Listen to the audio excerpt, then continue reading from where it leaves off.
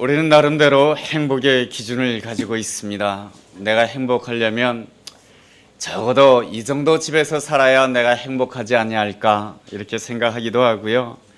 내가 행복하려면 이 정도 성공해야만이 내가 행복하지 아니할까. 내가 행복하려면 내 자녀가 이 정도까지는 좀 해줘야 내가 행복하지 아니할까 이러한 생각을 합니다. 그렇지만은 우리가 경험하는 현실이라고 하는 것은 나의 기대와 다를 때가 많이 있습니다.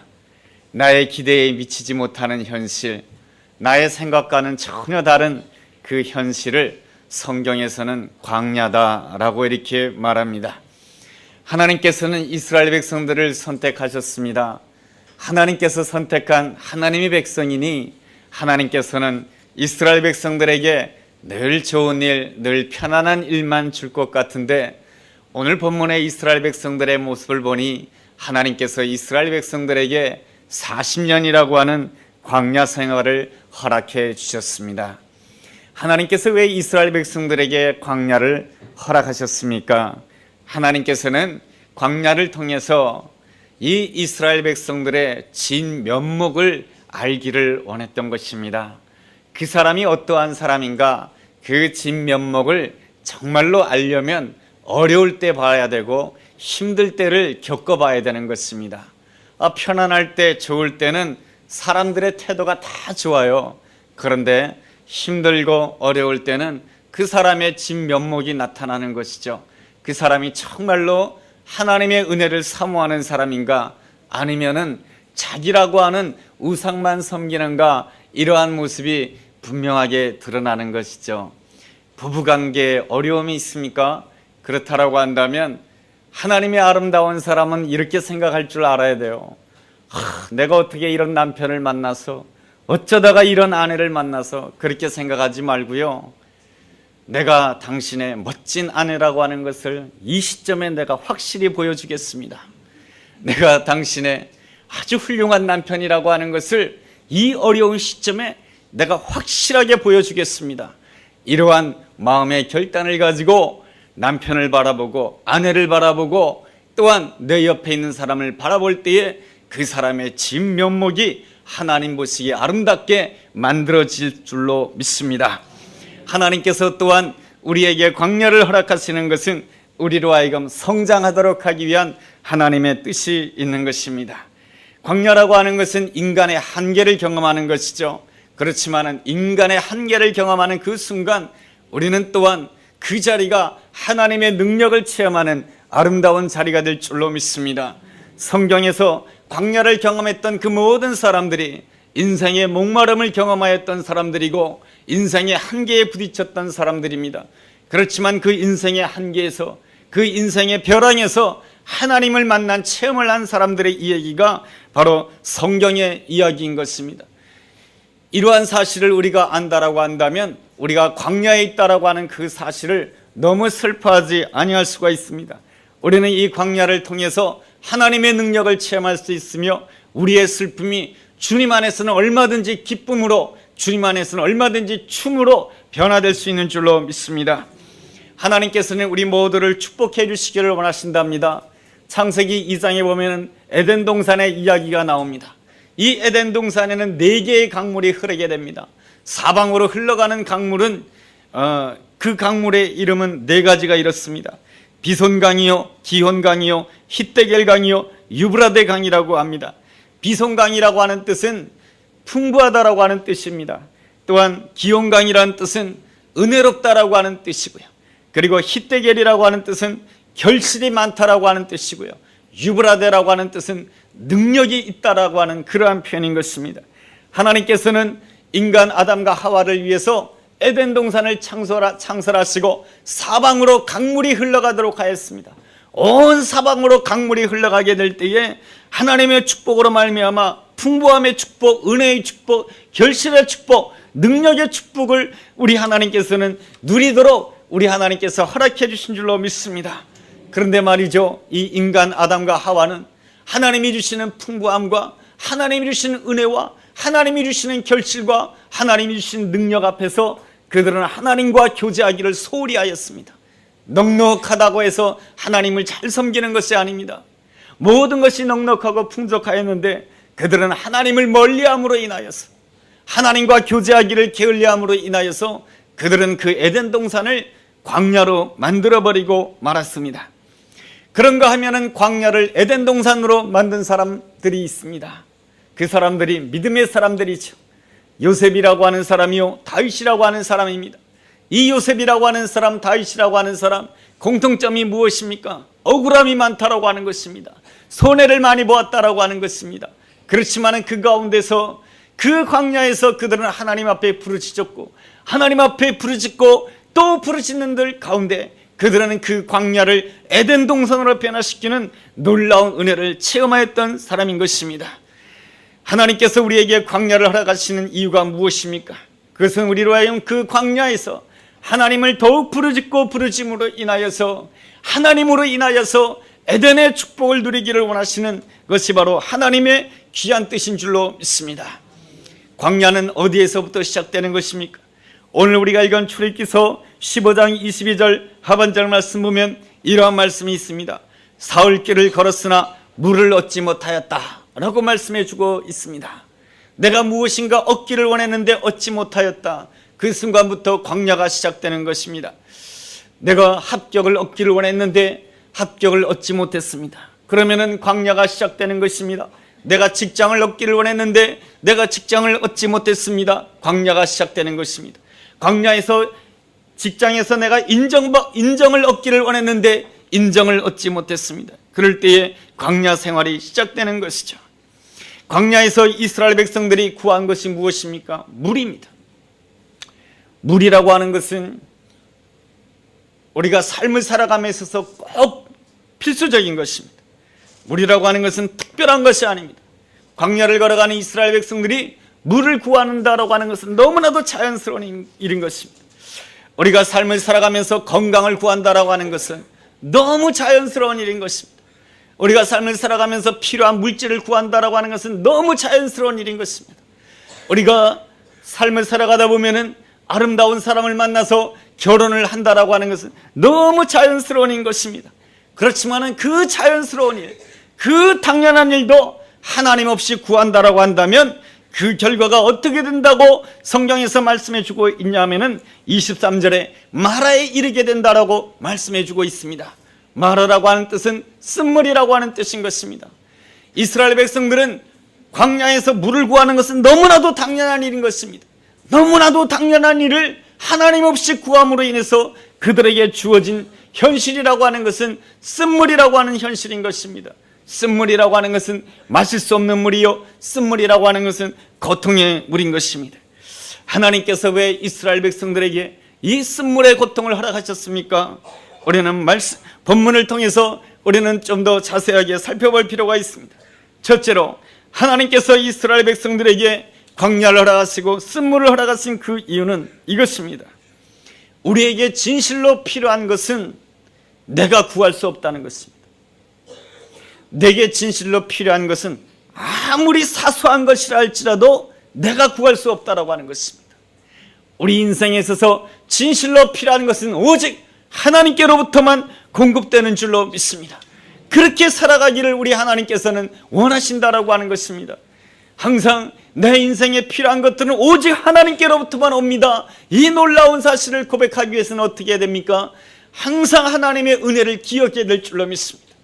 하나님의 은혜를 늘 기억해야 되는데 이 이스라엘 백성들은 하나님의 은혜를 기억하지 못하였습니다.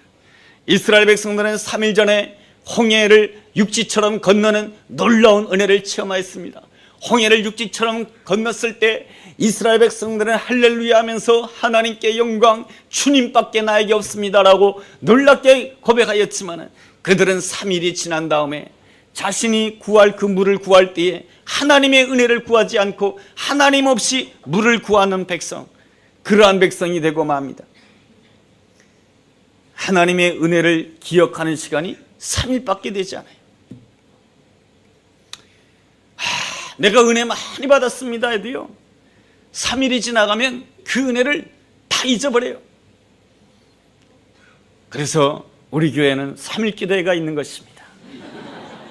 주일날 은혜를 받지만 3일이 지나가면 다 잊어버릴 만하니까 3일 기도했대 또 은혜를 받는 것이고, 그렇게 해서 은혜의 생활을 유지하는 것이죠. 그렇게 신앙생활하는 것보다 더 아름다운 신앙생활은 무엇인가? 날마다 하나님의 은혜를 기억하는 것입니다. 말씀을 묵상하면서, 새벽에 기도하면서 말씀을 묵상한다라고 한다면 우리는 날마다 은혜를 기억하며 복된 생활을 하게 될 줄로 믿습니다. 여러분, 아름다운 것을 기억한다라고 하는 것은 참 쉬운 일이 아닙니다. 이 사람이 살아가면서 아름다운 일을 늘 기억해야 되는 것이죠. 이 부부간에도 말이죠, 이 아름다운 일을 늘 기억해야 되지 않겠습니까? 서로 사랑을 속삭였던 걸 기억하고, 아내에게 도움을 받았던 것을 기억하고, 남편의 수고를 기억하고, 아내의 헌신을 기억하고, 이렇게 아름다운 것들을 기억할 때에 그 부부는 아름다운 관계를 이룰 수가 있고 행복한 가정을 이룰 수 있는 것 아니겠습니까? 그런데 이상하게 우리는 기억할 것은 빨리 잊어버리고, 기억하지 말아야 될 것은 꼭 기억하는 안타까운 모습을 보여주고 있습니다. 우리는 삶을 살아가면서 잊어버려야 될 것들은 빨리 잊어버려야 돼요. 우리가 뭘 잊어버려야 됩니까? 내가 수고한 건 잊어버려야 돼요. 내가 베푸는 것은 잊어버려야 돼요. 근데 우리는 내가 수고한 거, 내가 베푼 거 절대로 잊어버리지 못합니다. 10년이 가도 잊어버리지 못하고 20년이 가도 잊어버리지 못하고, 그래서 우리는 자녀들에게 이렇게 말합니다. 내가 너를 어떻게 키웠는데 하면서 서두를 꺼내면서 지난날에 너에게 베풀었던 거, 수고했던 거, 땀 흘렸던 거 하나하나 밤새도록 기억하면서 되새기게 됩니다. 내가 베풀었던 것, 내가 수고했던 것, 내가 주었던 것들을 기억하게 되면 그 마음속에 어떤 마음이 역사하게 됩니까? 섭섭한 마음이 역사하게 되는 것이죠. 왜냐하면 내가 준 것만큼 받지를 못했기 때문에 그런 것입니다. 이 섭섭한 마음 때문에 마음속에 자꾸만 미움이 올라오게 되는 거예요. 그러면은 내 마음속에 부정적인 생각이 싹트게 되고 부정적인 마음이 자리를 잡게 되면 성령께서 역사하지 못하는 그러한 안타까운 사람이 된다라고 하는 것입니다. 대신 우리가 잊지 말아야 될 것이 있습니다. 그것은 내가 받은 것은 잊지 말아야 돼요. 은혜는 잊지 말아야 되고 감사를 잊지 말아야 될 줄로 믿습니다. 하나님의 위대한 사람들은 하나님께로부터 받은 은혜를 늘 기억하는 사람이었고 감사를 기억하는 그러한 사람이었습니다. 은혜를 기억하는 사람은 현실이 어떠 할지라도, 쓴물을 만난다 할지라도 그 반응이 다른 것입니다. 오늘 본문에 모세와 이스라엘 백성들은 쓴물을 만났지만은 그들의 반응은 너무나도 달랐습니다. 이 반응이 어떠하냐에 따라서 그 사람은 지도자가 될 수가 있는 것이고 그 사람은 단순한 백성밖에 될 수 없는 것입니다. 하나님께서는 우리 모두를 지도자로 세우기를 원하신 줄로 믿습니다. 지도자는 누구입니까? 영향력 있는 사람이에요.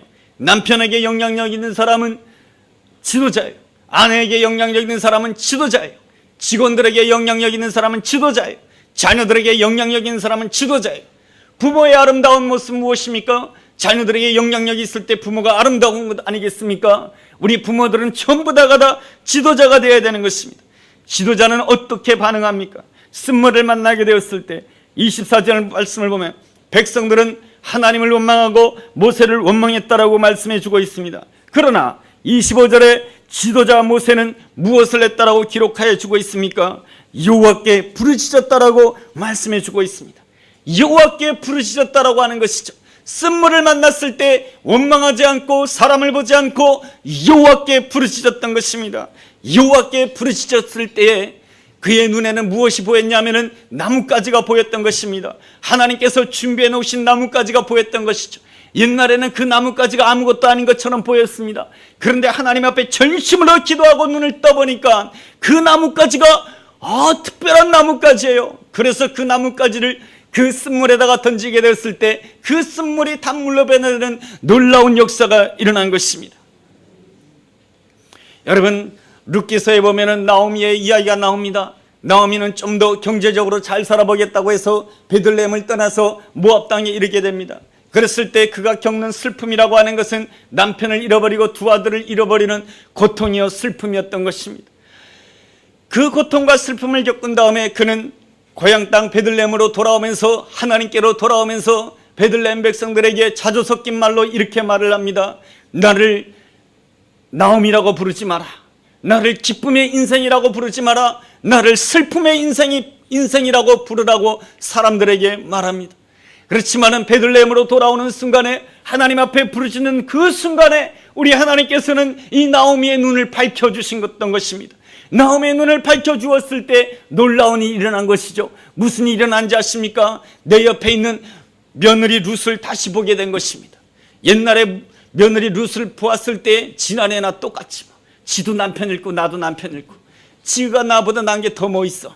그런데 하나님 앞에 부르짖고 나서 보니까 이 며느리 룻이 너무나도 소중한 여인이에요. 하나님이 쓰시는 여인이에요. 하나님이 축복하는 여인이다, 이것입니다. 그랬을 때 이 룻을 사랑하게 되었고 룻을 자기 딸처럼 대하게 되었을 때 하나님께서는 그 룻을 통해서 그 나오미의 가정으로 하여금 다윗의 가정이 되게 하시고, 그 룻을 통해서 예수님의 족보에 들어가는 명문의 가정, 복된 가정, 자손대대로 하나님의 축복 가운데 살아가는 아름다운 가정으로 만드신 줄로 믿습니다. 그래서 시편 13편 6절에 보면 이러한 말씀이 있습니다. 여호와 내 하나님이여, 나를 생각하사 응답하시고 나의 눈을 밝혀 주옵소서. 여러분, 내가 연약한 가운데 있습니까? 부족한 가운데 있습니까? 쓴물 가운데 있습니까? 그럴 때 우리가 하나님 앞에 기도해야 되는 것이 있습니다. 여호와여, 나의 눈을 밝혀 주옵소서. 전에는 구슬이 흩어져 있었습니다. 그런데 내가 하나님 앞에 부르짖게 되었을 때 구슬이 아름답게 이어지는 모습이 내 눈에 확 보여진다, 이것입니다. 여러분, 구슬도 어떻습니까? 꿰어야 되지 않겠습니까? 꿰어야 아름다운 것이 되듯이 말이죠. 그 안목, 그 믿음의 안목 누가 주시는 것이냐? 우리 하나님이 주신 줄로 믿습니다. 우리가 하나님 앞에 기도할 때 내 옆에 있는 사람, 내 아내가 그저 평범한 여인이라고 보았지만, 내가 하나님 앞에 부르짖을 때 하나님께서 나를 위하여서 나에게 주신 동반자요, 영적 동반자요, 배필이요, 아름다운 배필이라고 하는 것을 놀랍게 보게 되는 것이죠. 예전에는 자녀들을 바라볼 때 성적으로만 바라보았는데, 내가 하나님 앞에 부르짖다 보니까 하나님께서 내 자녀들에게 허락하신 아름다운 계획이 있다라고 하는 것입니다. 그럴 때 내 자녀들이 너무너무 소중한 거예요. 성적과 상관없이 말이죠. 그렇게 보는 그 순간부터 하나님께서 우리의 삶 가운데 새로운 기쁨, 새로운 축복을 줄 줄로 믿습니다. 하나님께서 우리를 축복해 주실 때는 제일 먼저 나의 눈을 바꿔주시고 나의 현실을 바꿔준 줄로 믿습니다. 그러므로 우리가 하나님 앞에 기도할 때 언제까지 기도해야 되는가? 하나님, 내 눈을 밝혀 주옵소서. 내 눈을 바꾸어 주옵소서. 믿음의 눈으로 바꾸어 주옵소서. 믿음의 눈으로 바꾸어질 때까지 우리가 하나님 앞에 기도해야 될 줄로 믿습니다. 기도하는 가운데 내 눈이 믿음의 눈으로 바뀌어지는 그 순간부터 나의 삶 가운데 우리 하나님께서 새롭게 펼쳐주시는 새로운 역사가 나의 삶 가운데, 우리의 가정 가운데, 우리의 자녀들 가운데 내 옆에 놀랍게 일어날 줄로 믿습니다. 둘째로, 하나님께서 우리에게 쓴물을 허락하시는 이유는 무엇입니까? 하나님은 바로 치유하시는 하나님이시다라고 하는 것을 분명하게 보여주기 위했던 것입니다. 이스라엘 백성들의 마음 가운데는 마음의 질병이 있었습니다. 그 질병이란 무엇입니까? 우리는 광야를 걸어가고 있으니 물만 있으면 살 수 있을 것이다라고 하는 생각이 바로 병인 것입니다. 이스라엘 백성들에게 소중했던 것은 물이 아니고 바로 그들에게 함께 하시는 여호와 하나님이신 줄로 믿습니다. 하나님께서는 예레미야 선지자를 통해서 이스라엘 백성들에게 이렇게 말씀하셨습니다. 이스라엘 백성들에게는 두 가지 죄가 있다. 하나는 생수의 근원이신 하나님을 버린 것이 첫 번째 죄요, 두 번째 죄는 바로 스스로 물을 구하기 위해서 웅덩이를 판 것이 죄다라고 하는 것입니다. 그 웅덩이는 터진 웅덩이로서, 터진 웅덩이이기 때문에 물을 아무리 넣는다 할지라도 그 물은 담을 수 없는 웅덩이라고 주님께서 말씀하셨습니다. 하나님께서는 바로 나의 중심을 치료하기를 원하셨던 것입니다. 물질만 있으면 살 거라고 생각하는 거, 결혼만 하게 되면 내가 행복할 거라고 생각하는 거, 내가 건강만 하면 행복할 거라고 생각하는 그 모든 잘못된 생각, 우리의 행복의 근원은 오직 여호와 하나님 한 분밖에 없는 줄로 믿습니다. 요한복음 4장 말씀에 수가성에서 물을 깃는 사마리아 여인이 있었습니다. 이 여인은 정오에 물을 깃습니다. 나에게 물만 있으면 살아갈 수 있다고 생각하였습니다. 그러나 그 여인의 삶은 어떠한 삶이었습니까? 아무도 상대해 주지 않는 연약한 삶이었고 외로운 삶이었고 상처가 뒤범벅이 된 그러한 삶이었습니다. 그 여인을 주님께서 불쌍히 여기시고 이렇게 말씀하십니다. 내가 주는 물을 먹는다라고 한다면 너는 영원히 목마르지 않을 텐데 주여 그러한 물이 어디에 있습니까? 나에게 주십시오 라고 했을 때 예수님께서 뭐라고 그러십니까? 내 남편을 불러오라. 아니 물 주겠다 그러고 나서 갑자기 남편을 불러오라니요. 바로 그 여인에게는 남편이 5이나 있었던 것입니다.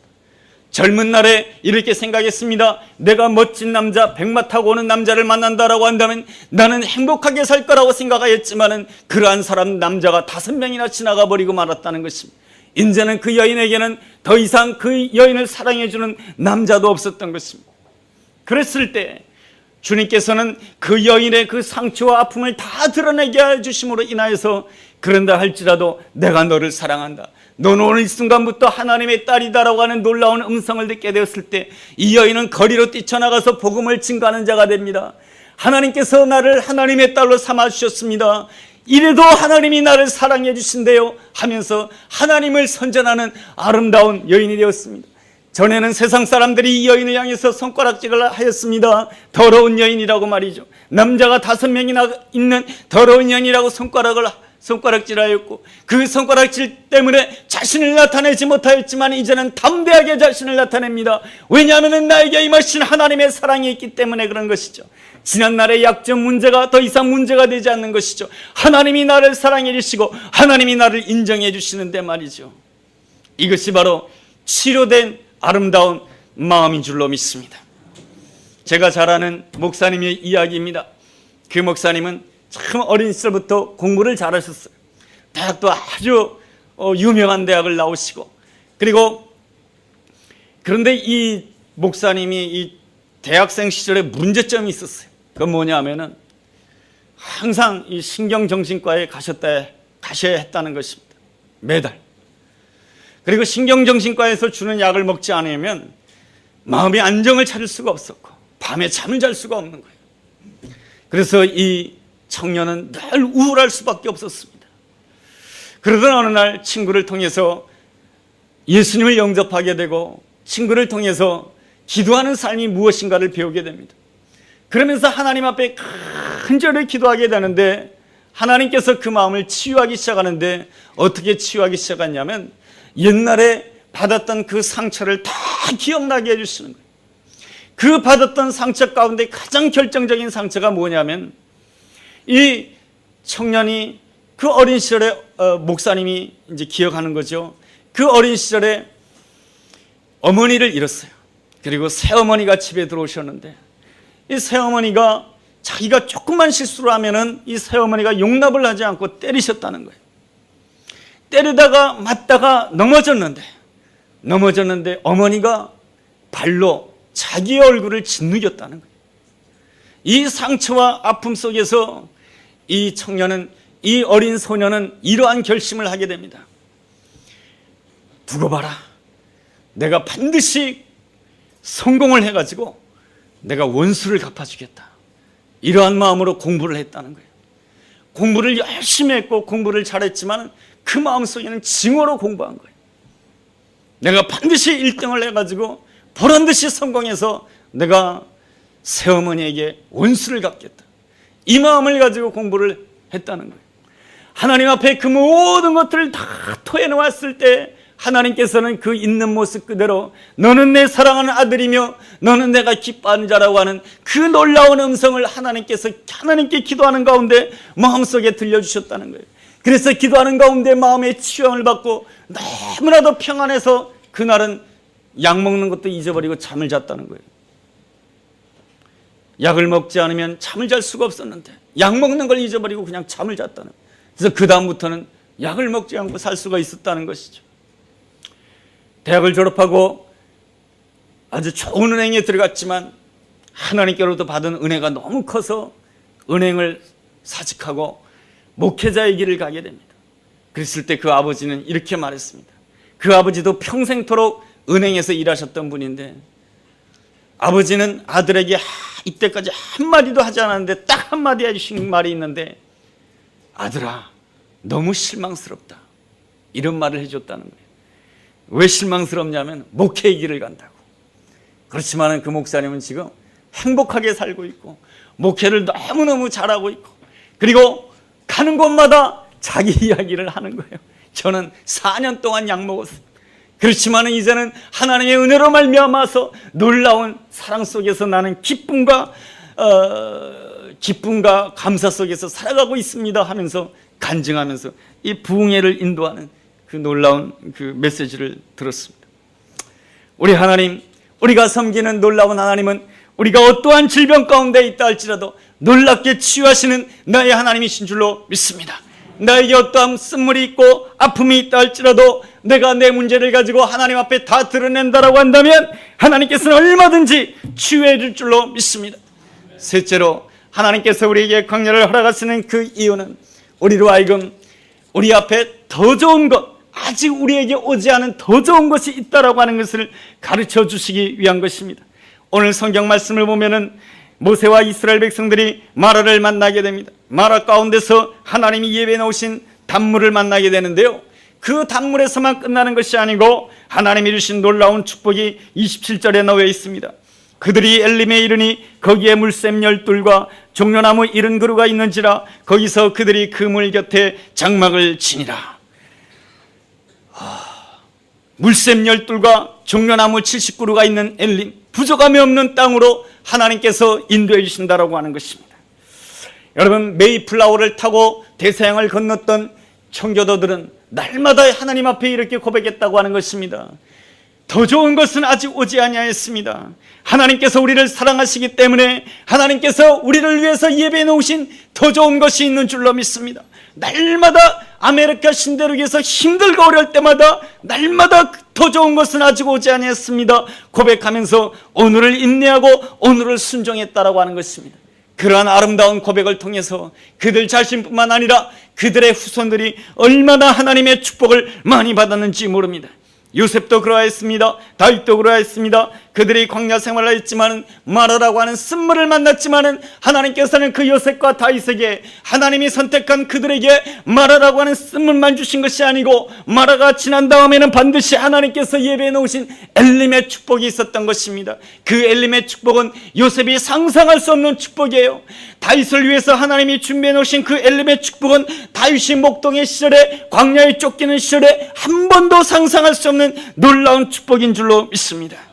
오늘 우리의 삶 앞에 마라가 있다고 해서 쓴물이 있다고 해서 낙심하지 마시기 바랍니다. 이스라엘 백성들, 하나님이 선택한 이스라엘 백성들이었지만 그들이 엘림에 이르기까지 반드시 무엇을 통과하였습니까? 마라라고 하는 쓴물을 통과했다라고 하는 사실을 기억하시기 바랍니다. 하나님께서 이스라엘 백성들에게 마라를 지나게 함으로 인해서 그 다음에 엘림에 이르게 하셨다라고 한다면 하나님께서 선택한 우리에게도 하나님께서 예배해 놓으신 엘림이 있으며 그 엘림 이전에 바로 마라가 있다라고 하는 것을 우리는 고백해야 될 것입니다. 마라 앞에서 낙심할 것이 아니라 하나님, 내가 이 마라를 잘 지나감으로 인해서 아직 오지 아니한 더 좋은 은혜, 엘림의 축복을 내가 온전히 누리기를 원합니다. 이렇게 고백할 때에 오늘의 그 쓴물 앞에서 단물을 경험할 뿐만 아니라 여기에서 끝나는 것이 아니고 여기에서 한 걸음 더 나아가서 아직 오지 아니한 더 좋은 은혜, 내가 상상할 수 없는 더 좋은 은혜, 그 놀라운 은혜를 위해서 하나님께서 우리에게 새 성전을 허락해 주신 줄로 믿습니다. 기도하면서 새 성전에 다음 주에 입당하면서 부르짖음으로 새 성전에 입당하게 될 때 하나님께서 예배해 놓으신 아직 오지 아니한 그 엘림의 은혜가 우리에게 임하게 될 줄로 믿습니다. 기대하는 마음으로 부르짖을 때 엘림의 축복이 우리 모두에게 함께하게 되기를 주의 이름으로 축원합니다. 기도하겠습니다. 하나님, 우리의 연약함으로 인하여서 인생의 쓴물을 경험할 수밖에 없는 저희들이 이 자리에 머리 숙였습니다. 오직 주님께 부르짖음으로 인하여 마라에서 주저앉지 않게 하여 주옵시고 이 마라에서 반드시 주 안에서 단물을 경험하고 뿐만 아니라 아직 오지 아니한 더 좋은 은혜, 엘림의 축복을 누리기에 부족함이 없는 저희들로 인도하여 주옵소서. 예수님 이름으로 기도했습니다. 아멘.